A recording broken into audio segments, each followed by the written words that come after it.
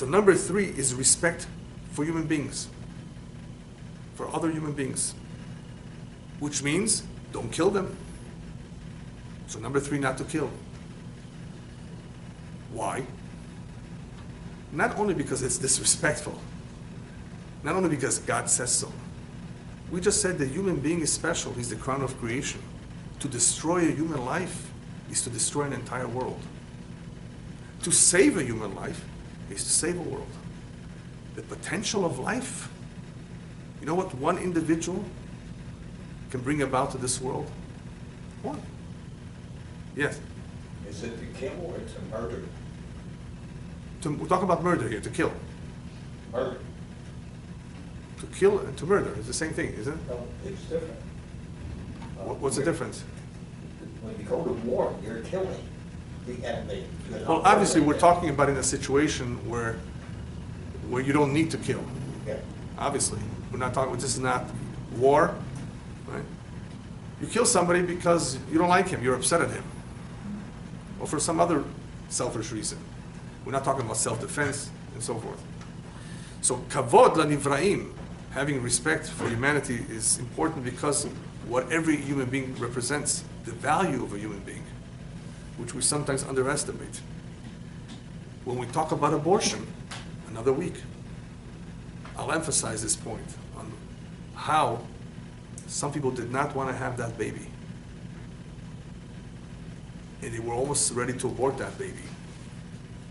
And at the end, for some reason, they did not. And that baby eventually turned out to be a general. Turned out to be an individual who brought so much happiness to the parents and to the entire country. How should they know? The fetus, a potential of life. To just look down at it as though it's a piece of flesh, a piece of nothing. Human life is very, very special. And when we talk about euthanasia, which will be another topic, we'll also talk a little bit about how even though an individual is already 90 years old, and some people would give up on him, and the doctors would rather not know of him and treat him, nonetheless, even at 90 years old, they can really contribute so much in ways that we don't even realize. And there are many, many stories. So when we talk about that, I'll elaborate a little bit more about that. But it's all about human life. And you can understand why this is one of the commandments.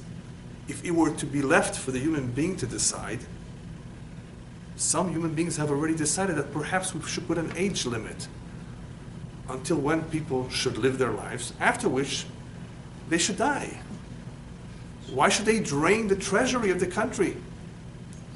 Why should they be a burden on society? Some people think like that. You see why we need a universal code that is based on faith in God, that is God-given, not man-given?